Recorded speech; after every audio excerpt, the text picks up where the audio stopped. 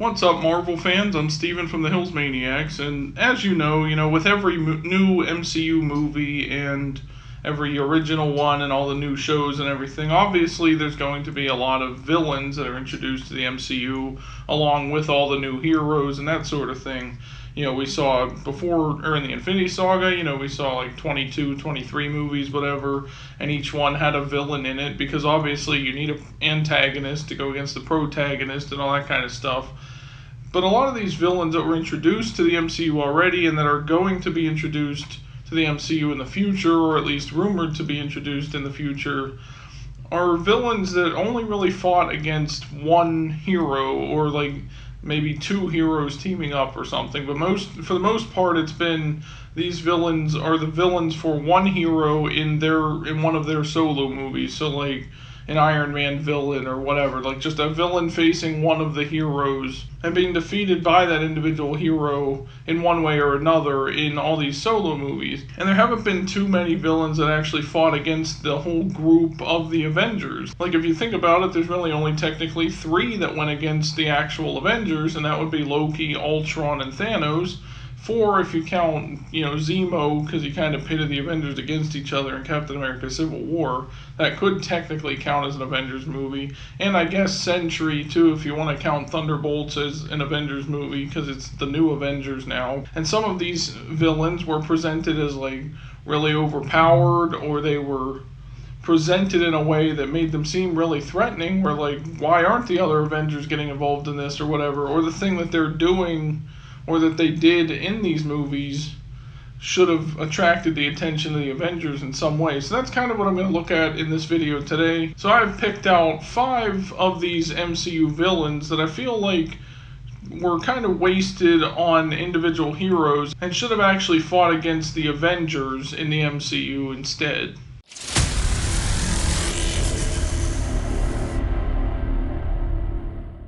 So first up, I guess these ones technically aren't really villains anymore, but in the movie that they were in, they were presented as villains, so I am going to include them on this list, and that is the Skrulls.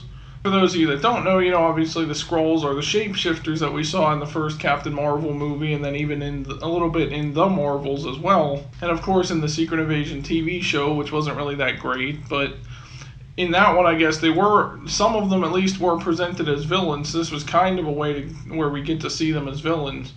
But I wish they had actually gone up against the Avengers. Like, I wish there had been an Avengers movie where the Avengers were forced to face off against the Skrulls. They didn't know what was coming. They didn't know what was happening. Like, maybe the Secret Invasion show should have been an Avengers movie or something. I think that would have been really interesting and stuff, because the Avengers don't know who's attacking them. Why are their friends attacking them all of a sudden?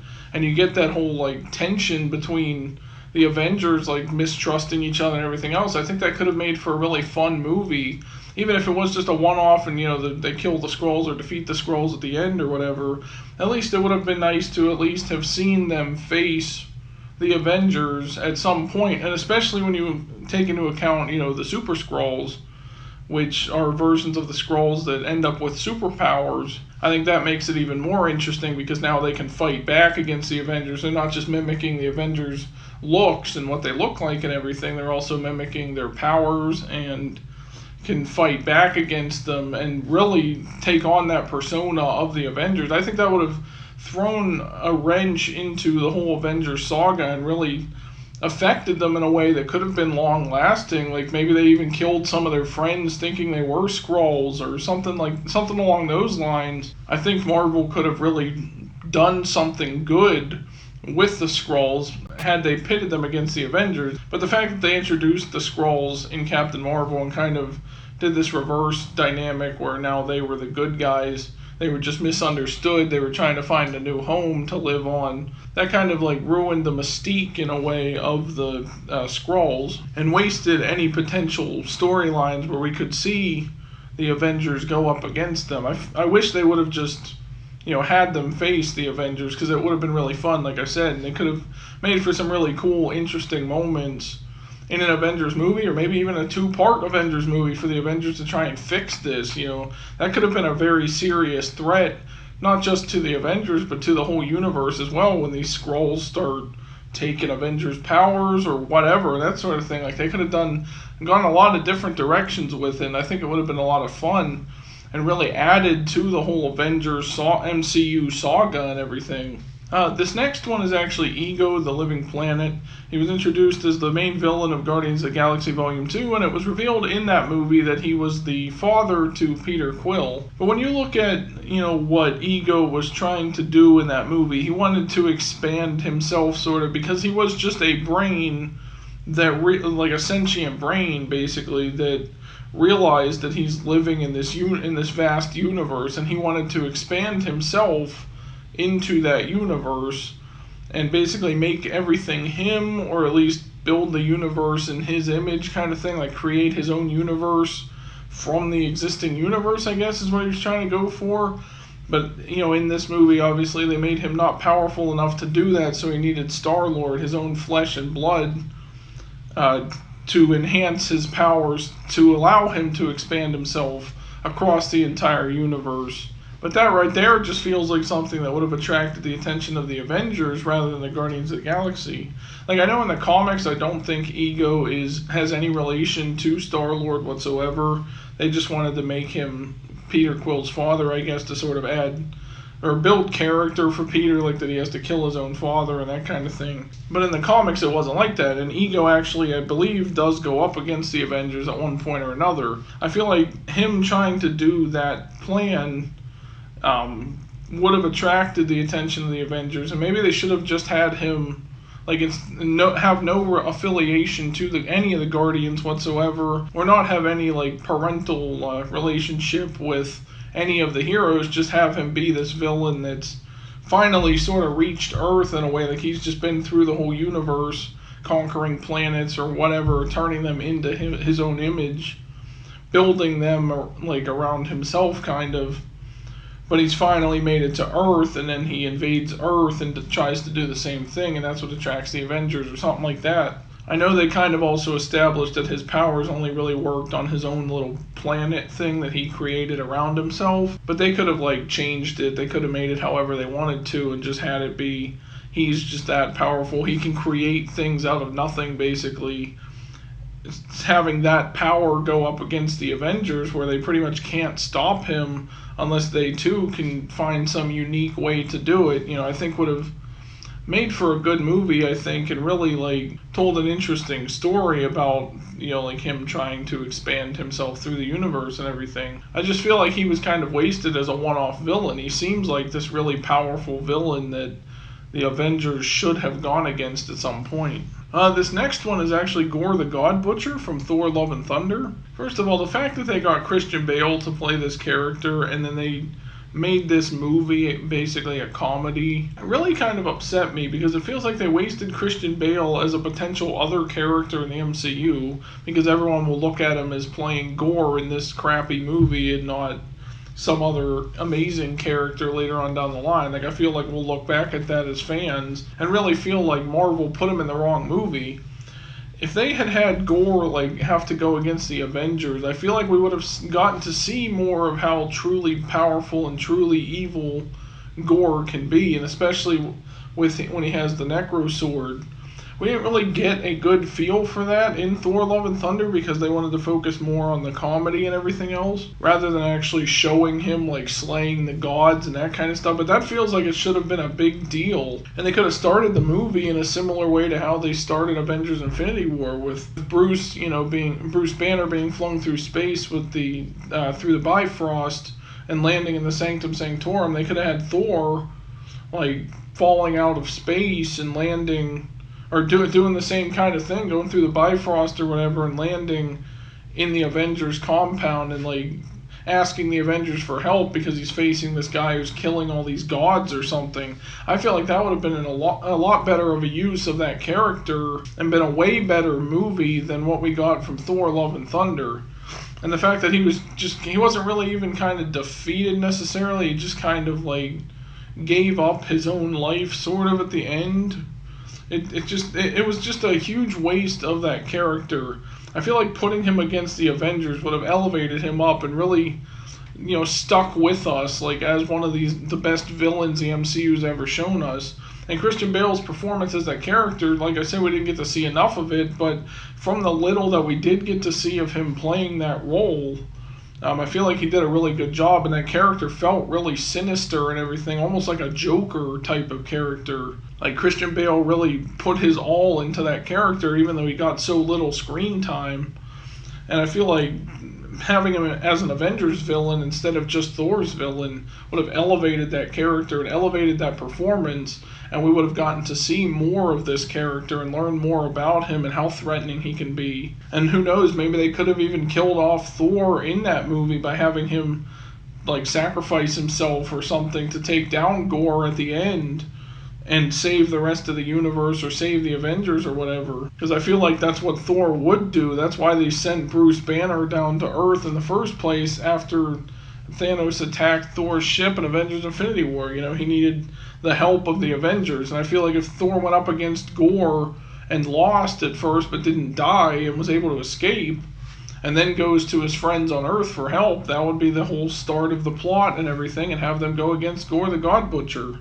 This next one is a more recent villain that was just introduced to the MCU, and that's Cassandra Nova.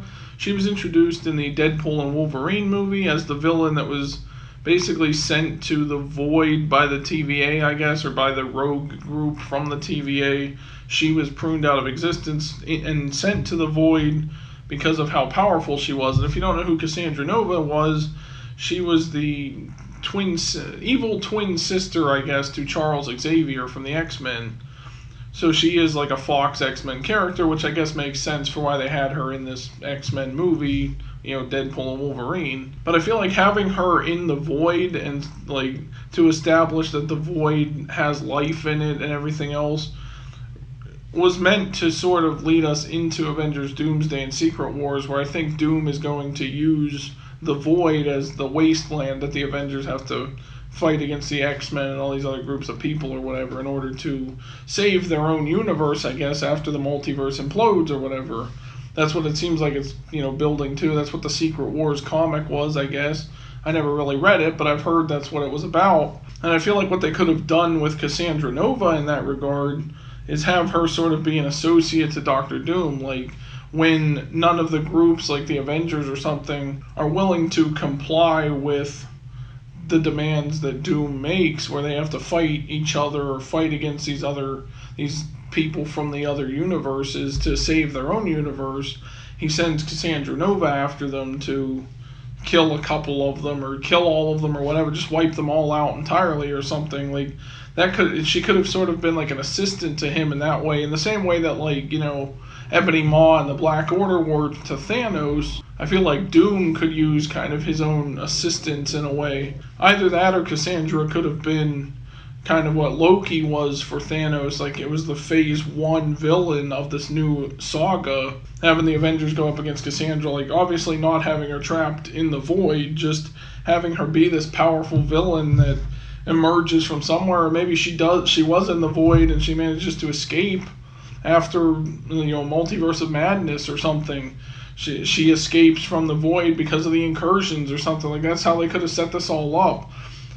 We got to see how powerful she was in Deadpool and Wolverine. You know, she ripped Johnny Storm apart with a snap of her fingers, pretty much, like tore his skin off and everything else and obliterated him just with a mere thought, pretty much. She can get into people's heads and manipulate them and make them do things, kind of similar to what Charles Xavier can do, but hers is more like a physical touch thing. Like, we got to see all that, and the fact that she's that powerful, I feel like would have made her a good villain to face the Avengers instead of just being killed and losing to like Deadpool and Wolverine in the way that she was in that movie. Like, yeah, I guess it made sense to have her in a way because of the whole tie-in with Charles Xavier, and you know, Wolverine obviously is friends with Charles Xavier, so you kind of have that emotional connection there, having her the villain of the X-Men in a similar way, like I said, with Ego, you know, being connected to the Guardians in that movie. But I just think it would have been more fun to see her face off against the Avengers, and who knows, maybe they'll bring back a variant of her, like in Doomsday or Secret Wars or something, or have her come back somehow, Doom resurrects her or whatever, you know. I just wish we would have gotten to see more of her character, and making her a villain for the Avengers would have been the first step in really doing that and made her feel like one of those really powerful villains. She could have even maybe had a similar arc to like what Loki had. Like she survives the first fight with the Avengers and then like survives multiple movies later on and comes back into the fold again as a hero or something, you know. I mean, it still would have been a one-off movie, but at least she would have fought the whole group of the Avengers and not just like Deadpool, Wolverine, and a couple variants of other characters that were trapped in the void. Like, it would have been more fun to see her face the Avengers. And finally, this last one also kind of technically isn't a villain, but also was a villain. And that's Scarlet Witch, which is, you know, Wanda Maximoff. Now, I'm talking Wanda from Doctor Strange in the Multiverse of Madness, because in that movie, she clearly was the villain. She was meant to be this, like, sort of horror movie villain almost, where she's chasing them through the multiverse. You know, she takes over other variants of herself that exist in the multiverse through dreams and that kind of thing. Like, we really saw how powerful Wanda could be as the Scarlet Witch in this movie. She killed the Illuminati, which were meant to be like the most powerful figures in the multiverse, I guess, and she just wiped them all out. She gave Doctor Strange a run for his money, you know, so we really saw this different side of Wanda than we've seen when she was part of the Avengers and she was, you know, one of the good guys. You know, like once Vision was killed and after the events of WandaVision and everything, where she wanted to get her kids back by traveling through the multiverse to find them. When she was motivated by that, we really saw how, like, the depths that she was willing to go in order to, like, find her kids and bring them into existence, basically, or bring them to her, and the evils that she was willing to do in order to accomplish that goal. Now, I feel like, you know, it's rumored that maybe she'll come back or she's still alive in the MCU or whatever, so maybe she will come back. Maybe she'll be an associate of Doctor Doom. Like, he'll use her as punishment for all the Avengers or something like that. And maybe we will still get to see that scenario play out. But I think instead of Doctor Strange in the Multiverse of Madness, I feel like Strange should have gone to the Avengers or something for help to take down Wanda. And then you can kind of get that them trying to sort of, or that dynamic of them trying to appeal to her, like, you know, we used to be friends or whatever, and trying to calm her down and, you know, help her realize the error of her ways and everything else. And you'd really have that, like, emotional toll as well of her killing these people that she was friends with not too long ago, you know. And maybe by the end, just like in this movie, you know, she would realize what she was doing was wrong and, like, stop herself from being able to do that again by getting rid of the Darkhold. You know, and like I feel like the way that they set her up to be the Scarlet Witch, especially after like when they made WandaVision and everything, and she was able to take over that small town, she realized the extent of her powers. She realized what she's able to do, and then she learned about dream walking and all that in Doctor Strange and the Multiverse of Madness, so she unlocked this new level of her powers she didn't even know she had before. You know, she is one of the most powerful beings in the galaxy, and she might even be a Nexus being as well. You know, I don't know if that was ever really established that she was one of those or not, but it seems like that's what they were going for by showing her as that powerful of a character. So her going up against the Avengers, I think, would have made for an interesting movie, because this was their former friend that they now have to face off against because she's starting to kill them. And to see her sort of do what she did to the Illuminati, but like to the Avengers, like just start killing them one by one just with like a mere thought or spoken word, you know, whatever, I think would have given us, you know, some shock value and that kind of thing. And then maybe at the end she could resurrect the people she killed or whatever, you know. I just think we would have gotten to see more of how truly powerful the Scarlet Witch could be if she had gone up against the other Avengers. And I think it would have been really interesting for them to have capitalized on how powerful she really is by making her an Avengers villain. But let me know what you guys think down in the comment section. Do you agree that any of these villains should have fought the Avengers in the MCU at some point? Or do you think they will maybe sometime in the future, you know, depending on which character it was? Which other MCU villains do you think should have fought the Avengers as well? Let me know all that down in the comment section. Also, be sure to like this video and subscribe for more, and check out all the other Marvel content we've uploaded on this channel, and keep an eye out for any more that we will upload in the future as well. I do plan on talking about like Secret Wars and Doomsday and everything. So all that that's coming up later on. But anyways, thank you for watching the video, everyone, and I'll see you in the next one.